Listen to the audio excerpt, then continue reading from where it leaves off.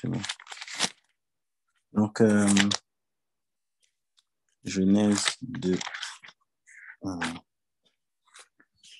Genèse 2, Genèse 2.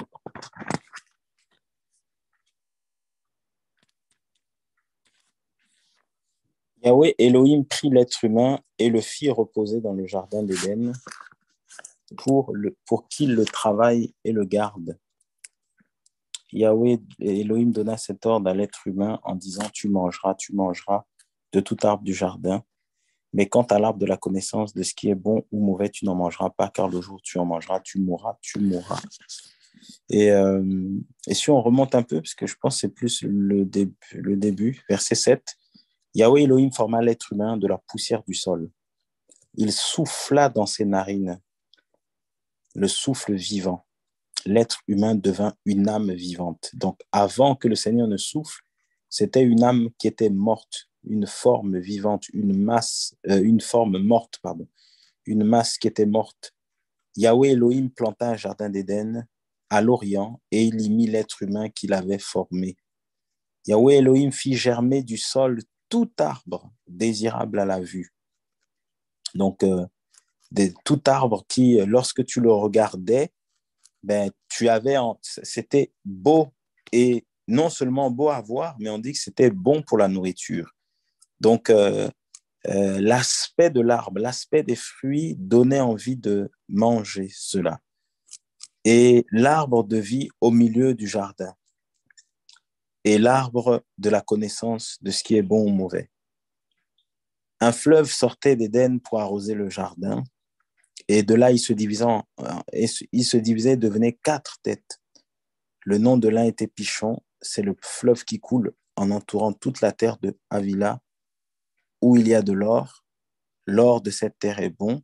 C'est là aussi que se trouve le bdellium et la pierre d'onyx. Le nom du second fleuve est Guion. C'est celui qui coule en entourant toute la terre de Couche. Et quand vous cherchez la traduction du mot Couche en hébreu, ça signifie Éthiopie, noir brûlé par le soleil. Et prophétiquement, ben, comme vous disiez le commentaire, ben, ça nous parle prophétiquement de l'Afrique. Le nom du troisième fleuve est Hiddekel, c'est celui qui coule à l'est de la Syrie. Le quatrième fleuve est l'Euphrate. Yahweh prit l'être humain.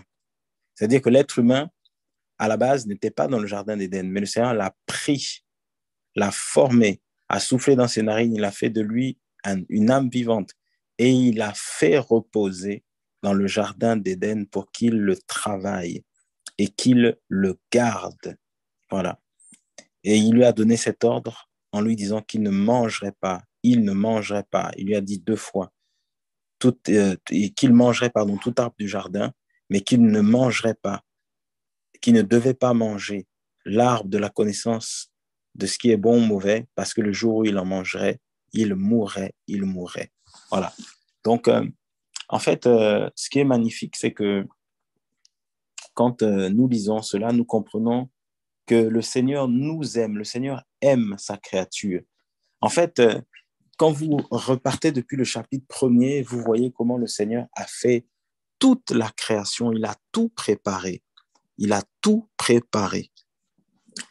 Tout préparé avant de créer l'être humain. Il n'a pas créé l'être humain et ensuite fait le jardin d'Éden, ensuite fait le soleil, ensuite créer les luminaires dans le ciel, les étoiles, les oiseaux, les animaux. Non, le Seigneur les arbres, les plantes. Le Seigneur a d'abord créé un environnement dans lequel il a posé, parce qu'on nous dit qu'il a fait reposer, donc il est venu poser l'être humain et pour qu'il se repose, l'être humain, le Seigneur l'a créé et il a commencé par le repos. Et ensuite, il va dire pour qu'il le travaille et qu'il le garde. Donc, tu ne peux travailler et garder quelque chose que si tu as la force, et ne peut avoir la force qu'une personne qui est reposée. C'est pour ça qu'il dira dans le livre de Matthieu, venez à moi, vous tous qui êtes fatigués et chargés, et je vous donnerai du repos. On nous parle encore du repos. La parole nous parle encore du repos dans les évangiles. Donc le Seigneur va parler du repos. Il dit, venez à moi, vous tous qui êtes fatigués, chargés, je vous donnerai du repos. Et en fait, il ne fait que ramener l'être humain qui ne le connaît pas au message d'origine qui était le repos. Et c'est pour ça, il dit aussi dans les Écritures qu'il s'en va. Il disait aux disciples, je vais vous préparer une place. Et cette place, c'est un lieu où il n'y a pas de pleurs, il n'y a pas de grincement de dents, il n'y a pas de gémissement, il n'y a pas de larmes au ciel, parce que c'est le repos. Voilà, c'est le repos.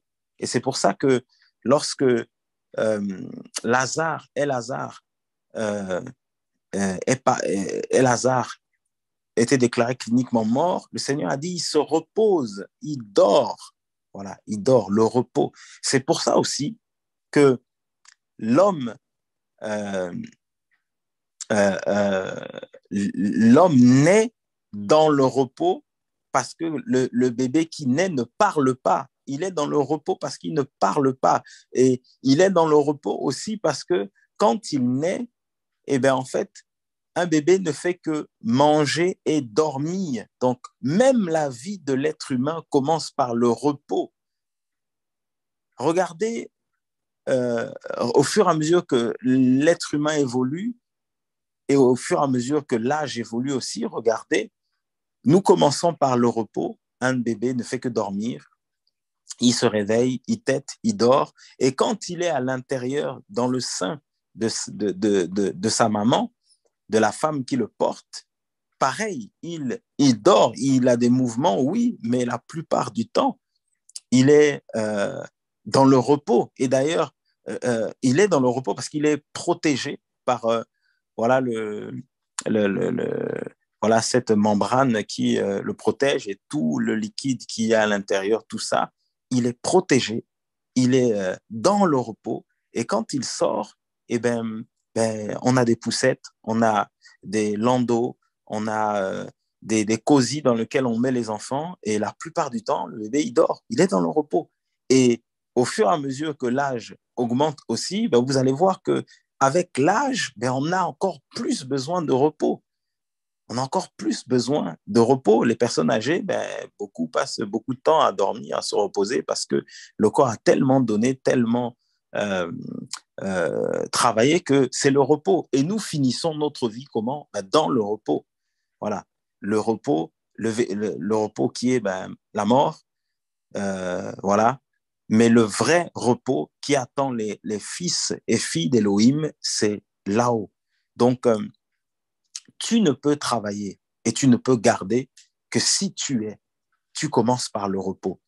Et le repos, c'est un temps dans lequel tu n'es plus conscient de ce que tu fais. Quand tu dors, tu n'es plus conscient. Quand tu es couché, endormi à cause de la fatigue, à cause de ta journée, mais tu ne vois pas ce qui se passe. Tu ne maîtrises plus rien. Tu ne contrôles plus rien. Tu n'es plus. On peut venir. Il y a certains ont un sommeil tellement profond que tu peux venir, tu peux lever son bras tombe. Tu peux lui parler, il te répond pas parce il dort.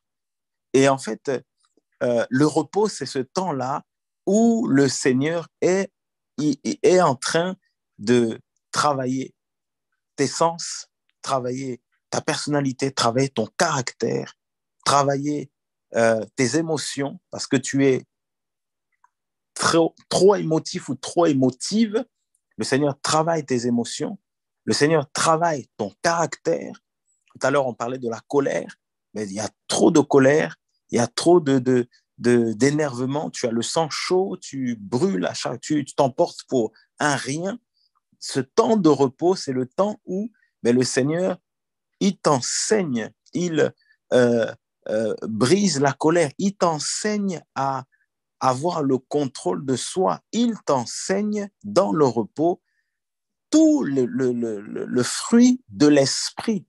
Le repos, c'est ce temps-là comme c'est écrit aussi, avant que l'homme devienne une âme vivante, il était cette âme morte, c'est le repos, dans lequel le Seigneur a soufflé dans ses narines un souffle de vie, il est devenu une âme vivante. Donc, le temps du repos, c'est ce repos dans lequel le Seigneur va souffler son esprit. Et son esprit va prendre le contrôle de ta vie pour que tu deviennes une âme vivante. Les hommes et les femmes qui marchent sans le Seigneur, ce sont comme des morts vivants. Ils sont morts. Et d'ailleurs, les Écritures nous l'enseignent que sans le Seigneur, nous sommes morts. Et c'est pour ça que le Seigneur dira, parce que nous vivons dans le péché, nous sommes morts. Le salaire du péché, c'est la mort, dit le livre de Romains. Le salaire du péché, le fruit du péché, la récompense du péché, le fruit du péché, c'est la mort. Donc, quelqu'un qui est séparé du Seigneur, et Ésaïe 59:1 nous le dit, que ce sont nos péchés, nos iniquités, nos fautes qui nous séparent, qui mettent cette séparation entre nous et le Seigneur et l'empêchent de nous écouter parce que il y a un fossé entre nous et le Seigneur. Donc, il y a cette séparation, il y a cette mort qui est là. Et nous n'avons pas accès au Seigneur. Mais dans cette mort, le Seigneur est parti à la croix, sachant qu'il y avait des morts. Il est allé à la croix pour nous sauver. Et ce n'est que par le sacrifice de la croix que nous devenons des âmes vivantes, quand nous acceptons ce sacrifice de la croix, quand nous croyons que Yahushua est mort et ressuscité, qu'il a porté nos péchés, qu'il est le seul nom qui amène à la vie, le seul nom qui sauve, nous devenons, nous naissons de nouveau, la nouvelle naissance, la naissance d'en haut. Et naissance, ça veut dire qu'on passe de la vie à la mort, des ténèbres à la lumière. Et c'est pour cela que, en fait, quand on n'a pas le Seigneur, on est comme des morts vivants. Et c'est pour ça qu'il va dire à Adam et Cava ou Ève, il va leur dire, si vous touchez, si vous désobéissez, si vous marchez dans le péché, la désobéissance, c'est le péché, c'est violer le commandement du Seigneur. Si vous violez mon commandement, si vous violez ma parole, vous serez morts, vous serez séparés de moi. Et d'ailleurs, qu'est-ce qui s'est passé? Il les a chassés, la séparation. Il les a chassés du jardin d'Éden. Il les a chassés de ce bel endroit parce qu'ils avaient péché. Donc, la mort, le péché nous amène à la mort et nous amène donc à la séparation avec le Seigneur. Et ce qui est magnifique, c'est que on voit dans ce passage-là que le Seigneur aime l'être humain. Quand vous lisez le verset 15, et cette traduction-là est bien faite de Genèse 2:15, Yahweh Elohim prit l'être humain. Voilà, l'être humain. Donc, il a tout préparé à l'avance pour que l'être humain soit dans le repos. Premier point, pour que l'être humain soit dans le repos. Donc, quand tu acceptes le Seigneur, quand nous disons quand le Seigneur va dire à ses disciples, je vous donne la paix, je vous donne ma paix. Le repos, c'est quand tu es dans le repos, tu es en paix. Quand Adam va être endormi par le Seigneur, avant que Ève, Cava, soit formée de son côté, pour qu'elle soit son vis-à-vis, il était dans le repos, endormi. C'est pour ça qu'il dit aussi, c'est dans le calme et la confiance. Voilà, dans le calme, il dit, ce n'est ni par la force, ni par la puissance, mais par mon esprit. Et il parle du repos. Le repos, tu t'agites beaucoup. Tu t'agites. Marthe et Marie, regardez l'agitation qu'il y avait parmi ces deux sœurs. L'autre s'agitait pour vouloir servir le Seigneur et l'autre était au pied, elle avait choisi la bonne part. Voilà, nous nous agitons des fois pour beaucoup de choses. Et c'est pour ça qu'il dira aussi dans 1 Pierre 5:7, jetez sur lui tous vos soucis. Mais oui, parce qu'il veut que tu sois dans le repos, car lui-même prend soin de nous, il prend soin de nous. Et ici, dans ce passage, il a tout créé. Toute la création était disposée pour que l'être humain soit dans le repos. La marche chrétienne commence par le repos. Il faut t'asseoir, il faut s'asseoir. C'est pour ça que si nous brûlons les étapes, et nous refusons de nous asseoir, nous ne serons pas enseignés. Et il y a un passage là que j'ai lu donc, dans Éphésiens 4. Je reste sur Genèse, mais je vais prendre Éphésiens 4.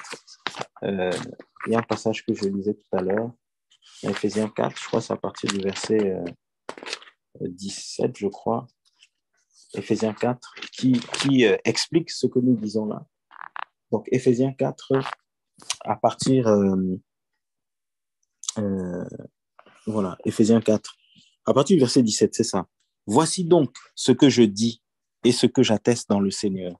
C'est que vous ne marchiez plus comme le reste des nations qui marchent dans la perversité de leurs pensées, ayant leurs pensées couvertes par les ténèbres, étant étrangers à la vie d'Élohim à cause de l'ignorance qui est en eux, à cause de l'endurcissement de leur cœur. Devenus insensibles, ils se sont livrés à la luxure sans bride pour commettre toutes sortes d'impuretés avec cupidité. Mais vous, là il parle maintenant aux disciples d'Éphèse, aux chrétiens, mais vous, ce n'est pas ainsi que vous avez appris le Mashiach, si toutefois vous l'avez entendu et avez été instruit par lui, conformément à la vérité qui est en Yahushua. Voilà, si, je reviens, c'est ce passage-là. Si toutefois vous l'avez entendu et avez été instruit conformément à la vérité qui est en Yahushua. Donc il dit, vous avez été instruit. Et là, il y a 3 points qui vont sortir, 3 ou 2. Le premier point, c'est que le Seigneur nous a instruits à nous dépouiller. L'instruction, c'est l'enseignement, c'est l'éducation. Donc le Seigneur nous éduque, nous instruit quand nous sommes dans le repos, quand nous sommes assis. Il nous instruit, il nous éduque, il nous forme, il nous perfectionne, il nous édifie, il nous construit, il nous bâtit à nous dépouiller pour ce qui est de notre conduite précédente, du vieil être humain qui se corrompt selon les désirs de la séduction. Donc, en fait, tu ne peux pas le faire par toi-même. C'est pour ça il a soufflé dans les narines de l'homme le souffle de vie, l'Esprit Saint, qui était le souffle de vie pour qu'il devienne une âme vivante. C'est-à-dire, dans le repos, le Seigneur va souffler son esprit. Et c'est pour ça qu'il dira, ce n'est ni par la puissance, ni par la force, mais c'est par mon esprit, pour se dépouiller du vieil être humain, pour se dépouiller de sa vieille conduite, pour sortir de la colère, pour sortir du péché, sortir du mensonge, sortir de la calomnie, sortir de toutes les pratiques du vol, parce que quand nous lisons la suite, que celui qui volait ne vole plus, sortir, voilà, de la convoitise, sortir des relations sexuelles impures, de l'impudicité, de l'adultère, sortir de toutes ces choses, sortir de la cupidité pour avoir les écailles qui tombent, le voile qui tombe et comprendre la parole et avoir le discernement pour avoir la parole pure et ne plus fonctionner sur les doctrines des humains, les préceptes des humains et toutes les théories que les gens sortent, les clés, les machins, tout ça là. En fait, il faut que tu sois instruit par le Seigneur, instruit à te dépouiller, éduqué à te dépouiller. Et ça, cet enseignement-là, ce n'est pas un enseignement didactique, ce n'est pas un enseignement qu'un homme va te donner, c'est un enseignement que le Seigneur va t'apprendre. Plusieurs ont témoigné et si tu es réellement converti, tu as réellement accepté le Seigneur, si tu as vraiment donné ta vie au Seigneur, quand tu t'assois, tu vas te rendre compte que, et ce n'est pas fini parce que tous les jours, jusqu'à ce que tu sois dans le repos final, tout le temps, le Seigneur t'enseigne et tu te rends compte que si tu as abandonné telle chose, tu as abandonné le vol si tu volais, c'est pas parce qu'on t'a dit d'arrêter. Tu as essayé par tes propres moyens quand on t'a dit d'arrêter. Mais à un moment, le Seigneur, il y a eu un déclic. Il t'a enseigné, il t'a fait comprendre, même durement des fois, par rapport à des conséquences graves qui te sont arrivées, par rapport à des combats que tu as pu déclencher, mais il t'a fait comprendre que ce comportement, cette attitude, il faut que tu l'arrêtes. C'est lui qui t'a ouvert les yeux, et tu t'es réveillé ou tu t'es levé un matin après avoir pleuré, gémi, tu as compris en te disant oui, effectivement le Seigneur a raison, il faut que j'arrête. Cet homme-là, il faut que j'arrête de le voir. Cette femme-là, il faut que j'arrête de la voir. Cette chose-là, il faut que ce mensonge, cette hypocrisie, il faut que j'arrête ça. La médisance, faut que... Tu as comme eu un déclic, il y a un voile qui a été ôté. Cette musique-là, je dois arrêter de l'écouter. Et tu as arrêté de l'écouter. Tu as décidé, tu as pris la décision. C'est parce qu'il t'a instruit. Son esprit a été soufflé. Et ça ne se passe que dans le repos. Le repos, ça veut dire que, en fait, tu ne fais plus aucun mouvement. Tu es là, esclave du Seigneur, à la merci du Seigneur. À la merci, c'est pas forcément le bon terme, mais esclave du Seigneur. Tu es comme un sacrifice vivant, saint, agréable. Pas un sacrifice mort, mais un sacrifice vivant. Ça veut dire que c'est volontairement que tu es allé vers le Seigneur. Parce que le Seigneur est un gentleman. Il ne force pas les gens, mais volontairement, tu es allé vers lui et tu as donné ta vie. Voilà. Et tu lui as donné ta vie. Donc, il t'instruit, il t'enseigne à parler différemment à tes enfants, à ta femme, à ton mari. Il t'enseigne à faire différemment les choses vis-à-vis de tes collègues. Il t'enseigne à marcher totalement à l'inverse de ce que tu faisais avant, totalement à l'inverse de ce que font même tes collègues. Quand certains trichent au niveau des heures, ils déclarent des heures comme ci, comme ça, que voilà, alors qu'ils savent très bien qu'ils sont partis ou restés à discuter, ben, toi, tu ne peux pas badger ou signer telle chose parce que le Seigneur t'interpelle. Et il t'instruit à te dépouiller donc voilà, du vieil être humain. Ça, c'est le premier point. Verset 23, il t'instruit à te laisser renouveler par l'esprit dans ta pensée. À vous laisser renouveler par l'esprit dans votre pensée, verset 23. Il t'enseigne à, vous voyez, la pensée. Combien la pensée est puissante. La pensée, c'est le cœur, c'est le lieu du cœur, de l'âme. Et nous savons que l'ennemi, euh, nous savons que l'ennemi agit au niveau des pensées. Le diable travaille au niveau des pensées. Le diable travaille au niveau des pensées. Le Seigneur dit, ce n'est pas ce qui rentre dans l'homme qui le souille, mais c'est ce qui sort, parce que ce qui sort, ça vient du cœur. Les adultères, les crimes, les meurtres. Avant que tu commettes l'acte, c'est dans la pensée, c'est dans le cœur. Et cette pensée-là, cette parole, préserve, garde ton cœur. Voilà, plus que tout, car de lui viennent les sources de la vie, les sources. Je le relisais l'histoire de Samson et Dalila. Samson va voir une belle femme chez les Philistins alors que le peuple hébreu était en guerre avec les Philistins. Il va voir une femme, une belle femme, et il va dire à ses parents, je la veux. Ses parents vont lui faire comprendre, mais entre les Philistins et nous, ça passe pas. Il dit, je la veux. Le cœur, les pensées, la pensée. Le Seigneur va lui révéler que sa force était dans ses cheveux. Et il va tout faire pour cacher le secret à sa femme. Mais elle va le tourmenter. Elle va lui dire que tu ne l'aimes pas. À chaque fois, il va trouver des parades. Et un jour, il va ouvrir son cœur et il va céder. La pensée. La pensée. Joseph était devant la femme de Potiphar et elle pouvait s'habiller je ne sais de quelle manière parce qu'à chaque fois, elle lui disait, viens, couche avec moi, aie des relations avec moi. Ça veut dire qu'il y avait la séduction. Peut-être que ce n'était pas que des paroles, mais en lui disant ça, peut-être qu'elle s'habillait d'une manière euh, euh, extravagante ou d'une manière très courte ou très dévêtue pour le séduire. Mais sa pensée, elle était fixée sur le Seigneur. Sa pensée, son cœur était au Seigneur. Et quelles que soient les paroles qui sortaient de la bouche de cette femme, et là aussi, c'est le cœur. Le cœur de cette femme était infesté, était pourri. Son cœur était pourri. Son cœur était rempli, ses pensées étaient remplies d'abominations parce qu'elle avait son mari à la maison, mais elle portait son regard sur un autre jeune homme parce que les Écritures disent qu'il était beau beau de taille et beau de figure. Donc, le cœur de cette femme ne regardait, quand elle a regardé son mari, elle a commencé à comparer la beauté de son mari et la beauté de Joseph, la pensée.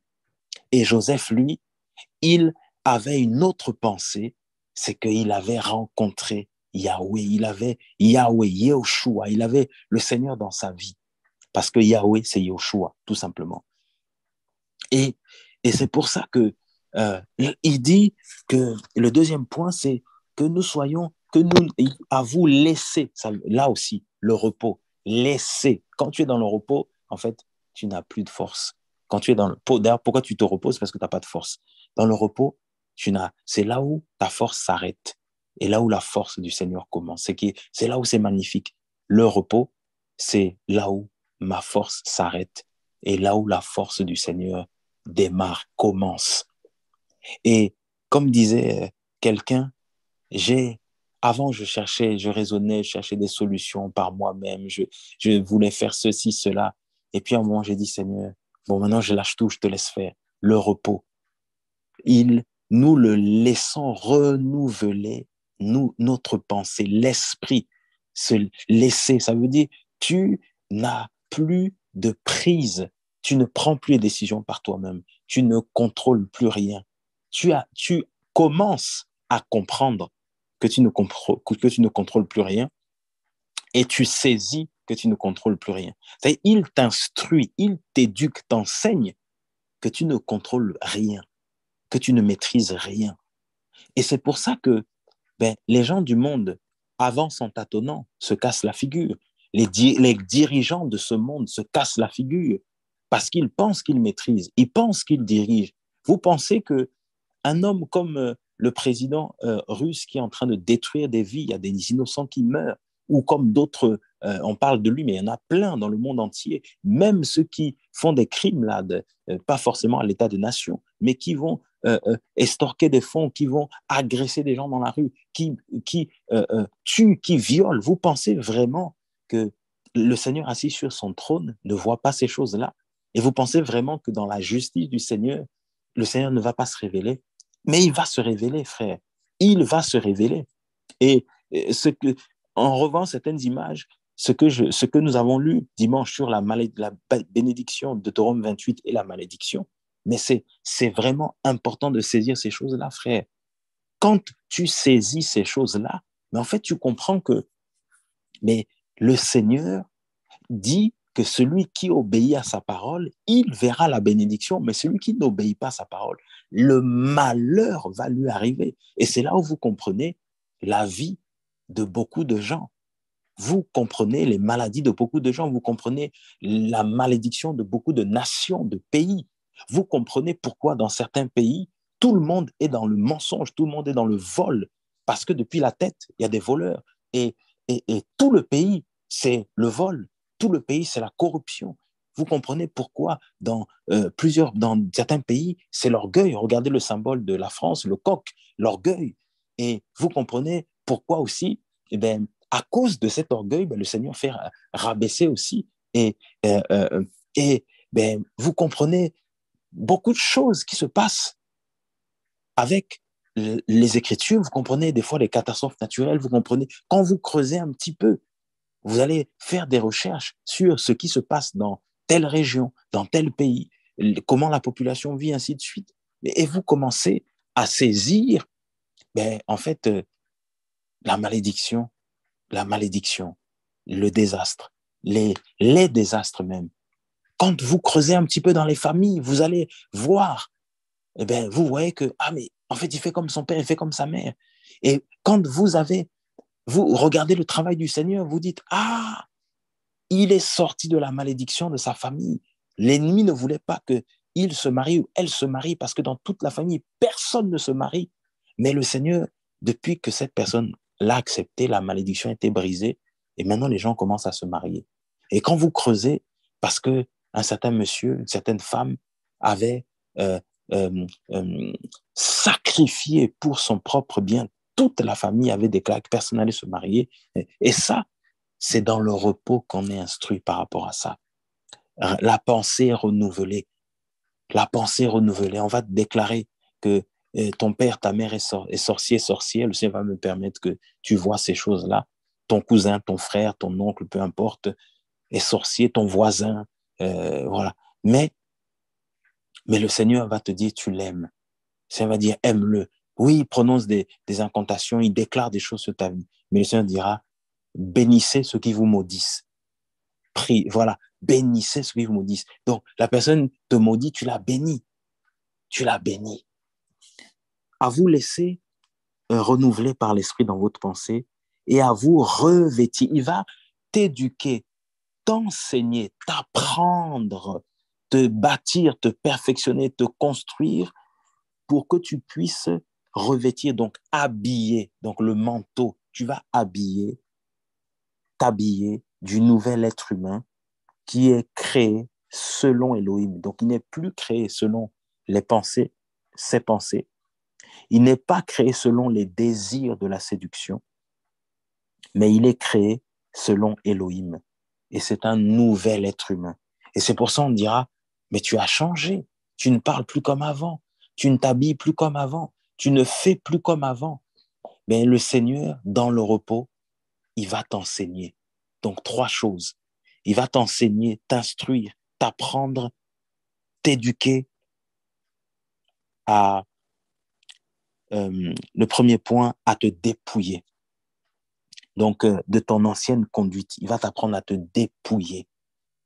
Donc, c'est comme si tu enlèves, tu l'enlèves, tu l'enlèves. Donc, il t'instruit à enlever, voilà, de cette ancienne conduite du vieil être humain. Deuxièmement, il va t'apprendre à te laisser. Donc, arrête de réfléchir, de calculer, de raisonner. Arrête. Il va t'apprendre à te laisser, à ce que le Seigneur, toi qui étais souvent dans les inquiétudes, toi qui étais stressé, toi qui étais dans la panique à chaque fois, il va t'enseigner à te laisser renouveler, à te laisser, oui, à laisser renouveler, à te laisser, pardon, à vous laisser renouveler par l'esprit dans votre pensée, à te laisser être renouvelé par l'esprit dans tes pensées. Et troisième point, à te laisser être revêtu du nouvel être humain qui est créé selon Elohim. Donc tout ça, c'est dans le repos. C'est dans le repos. Et quand tu auras accepté cela, alors tu pourras travailler. Alors tu pourras garder. Et le mot travailler, euh, en hébreu, le mot travailler, en hébreu, c'est le mot abad, qui est dans ce verset, hein, particulièrement dans Genèse 2, là, qui veut dire faire un travail, accomplir un labeur. Donc, un labeur, c'est quelque chose qui est difficile.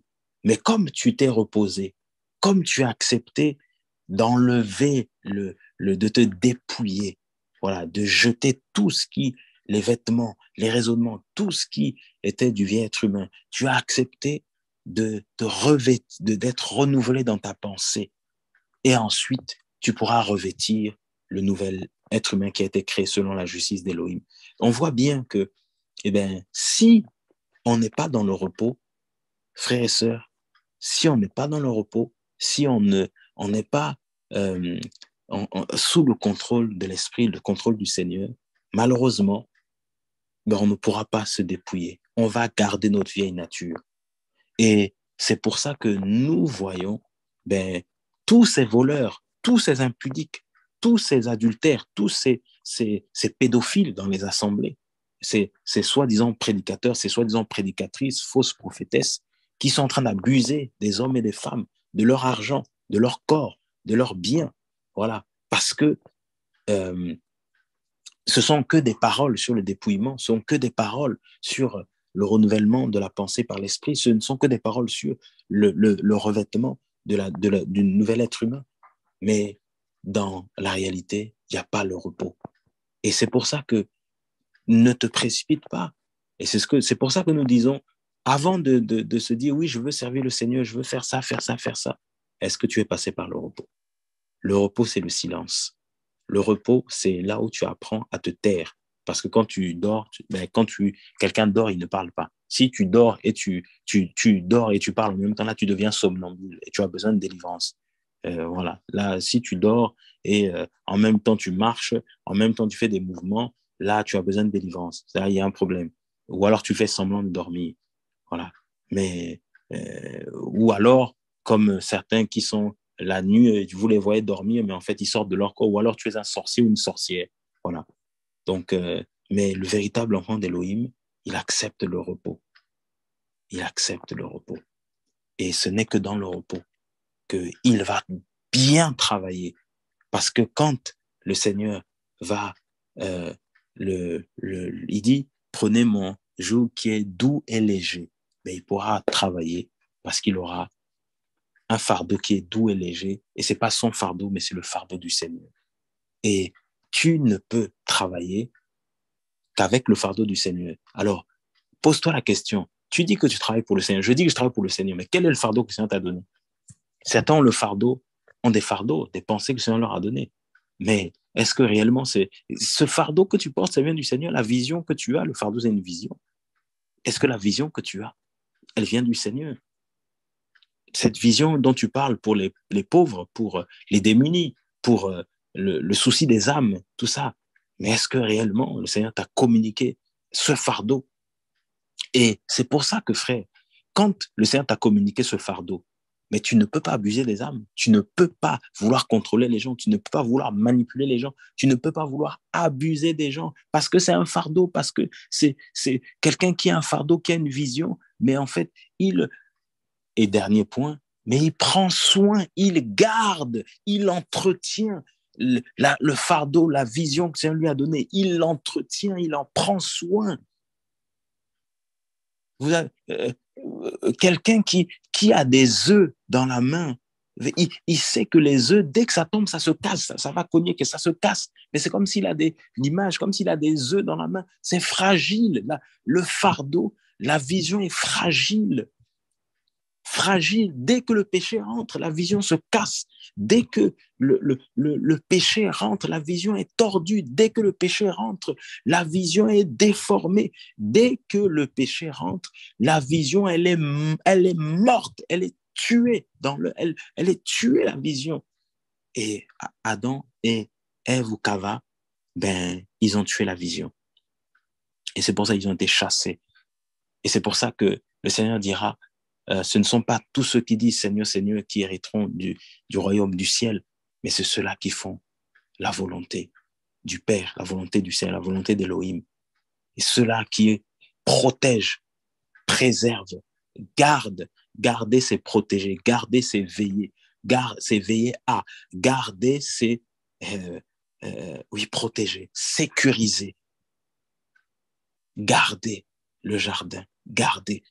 Et si on va dans le lexique biblique, pour avoir la définition, voilà, le mot en hébreu, là, de garder, dans Genèse 2, verset 14, si on reste là, c'est 15, pardon, verset 15, pas 14, verset 15, si on va dedans, c'est le verbe shamar, qui veut dire tenir, observer, garder, faire attention à.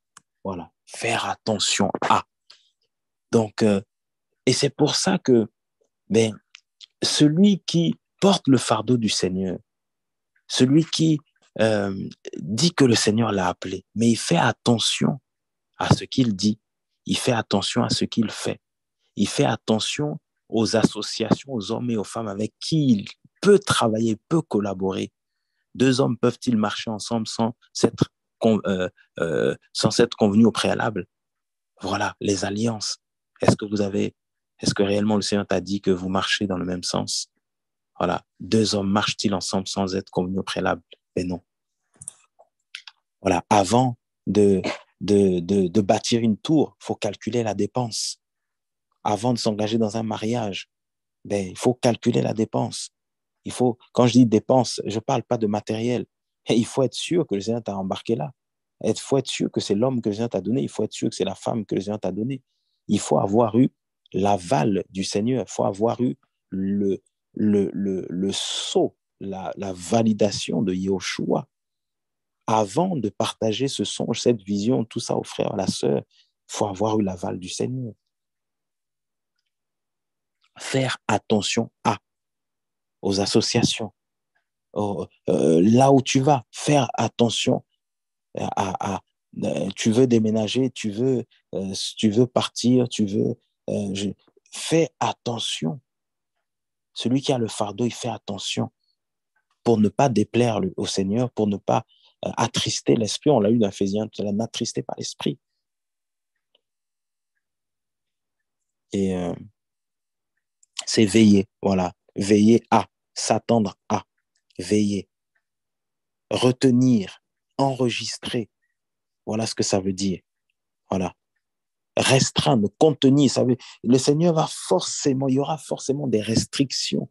Il y aura forcément des choses que tu ne pourras plus faire, que tu ne pourras plus dire, des gens avec qui tu ne pourras plus traîner. C'est les mauvaises compagnies corrompent le bonnes mœurs. Tu ne pourras plus être avec ces gens-là. C'est pas possible d'avoir ces mêmes relations. C'est pas possible. C'est pas possible.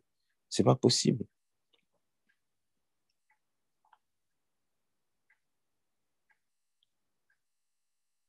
Préserver, protéger, garder, réserver. Voilà. Préserver, protéger, être sur ses gardes. Voilà, c'est ce que ça veut dire aussi. Prendre soin, se contenir, s'abstenir, être tenu. Voilà.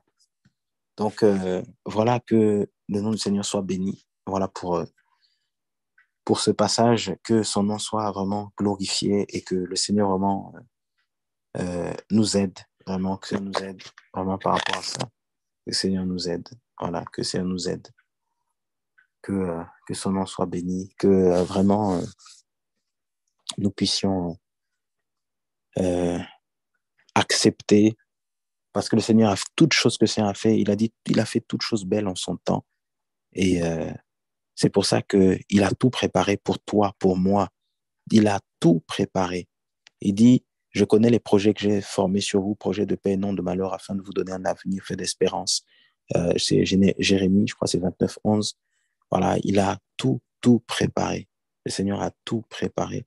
Et il avait tout préparé pour Adam et Cava, Ève. Il avait tout préparé pour eux.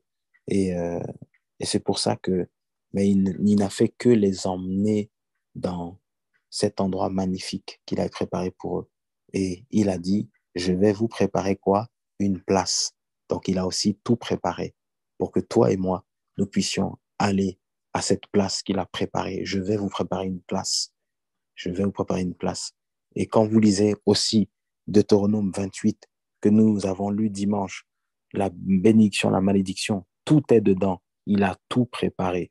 Choisis, je mets devant toi la mort et la vie, choisis la vie. Il a tout préparé. Que son nom soit béni au nom de Yeshua. Amen. Seigneur, merci pour ta grâce.